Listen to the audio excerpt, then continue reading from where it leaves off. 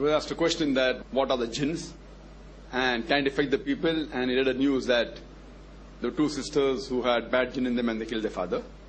News I haven't read, but as far as jinn is concerned, the two creations, one is the seen and one is the unseen creation. The angels don't have a free will of their own. Whatever Allah says, they believe. The human beings and the jinn, they have a free will. They can either obey Allah subhanahu wa ta'ala or they can disobey. So amongst the creation who have a free will are the human beings and the jinn. The human beings are seen creatures. The jinn, normally they are unseen. Normally, in normal circumstances, they are unseen. So these creations have a free will. So therefore the Quran was revealed for the complete world, including the jinn and the human being. Even they have a free will. Like in the human beings, there are people who follow Allah's commandments. They are the good people, like the angels, or better than the angels. Those who disobey, they become brothers of the Satan.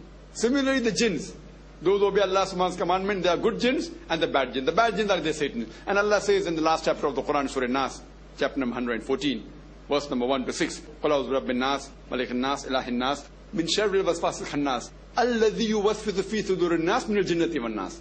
That there are people who whisper in your ear and withdraw. These are the ones who are amongst the men and jinn. That means the Satan category, the evil category of two types. Amongst the jinn and the men. The men who are seen and the disobey Allah subhanahu wa ta'ala, they are the seen Satans. The unseen Satans are the jinns. So the jinns is a creation which has a free will. Like human beings, there are good and bad. Similarly, in the jinn also there are good and bad. And can they come in a human being? Yes, they can come. A human being can be possessed by jinn. And for this, the two surahs of the Quran, the Mu'awwidhatayn, chapter number 113 and 114, the last two surahs of the Quran, the Mu'awwidhatayn, the one I recited, Surah Nas and Surah Falaq. These two surahs were revealed as a treatment, as a remedy for this. So there are jinn. Science hasn't reached that far to completely identify this concept. So therefore, in science, there is no 100% proof jinns are there, but neither is there proof that there are no jinns. There are certain diseases which the psychologists say it is more with the brain, with the human body, and they cannot categorize in any of the scientific diseases which is known. Science hasn't reached that far. Maybe inshallah 20 years later, 30 years later, 100 years later, science will advance and they will agree with the concept of the Quran. Since the Quran says there are jinn, we have to believe in it. There are good jinns, there are bad jinns, etc. But what we have to do, we have to have trust and faith in Allah subhanahu wa ta'ala. And the two surahs which have been revealed in the Quran for the treatment is Surah Falaq and Surah Nas. So regarding the situation of these two sisters, I don't know whether it existed or not. But you have to realize that to say that the jinn, normally I always say that people take advantage of the position and they try and make a fast buck.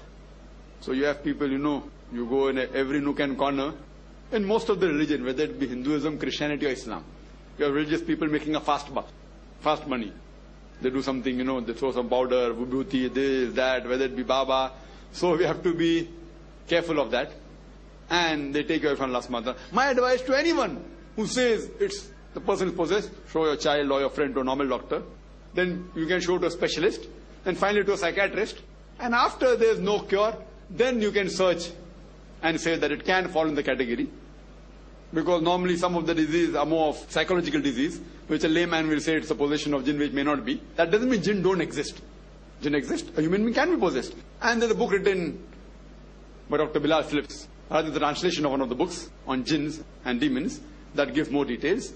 And there are very few people who really know how to treat the jinn based on Quran and Sunnah. And normally the moment the person tries to make a fast money out of it, you can identify a shortcut. If he asks you for certain gain, then chances of him being in that category 99.99%. But if he initially doesn't ask for money, that doesn't mean that he doesn't fall in that category. He may later on milk the cow. Fine? So many a times they have habit of milking big cows, the small cows, they leave aside. Oh, wo aadmi paisa leta hi nahi. Has to be a genuine case. Wo baba paisa lete hi nahi. If paisa nahi lete aapse, garib hai isliye, that doesn't mean that it's a genuine case. You may be taking from those people who are rich, and there are people who always approach and ask me to tell them that first go to a doctor, then go to a psychiatrist, and then if they give up all the hope and there's no medical treatment for it, then you can think of a possibility that it can be a possession of the jinn, etc. And then you have to approach a person. Actually, see his lifestyle. Lifestyle should be according to Quran Sunnah.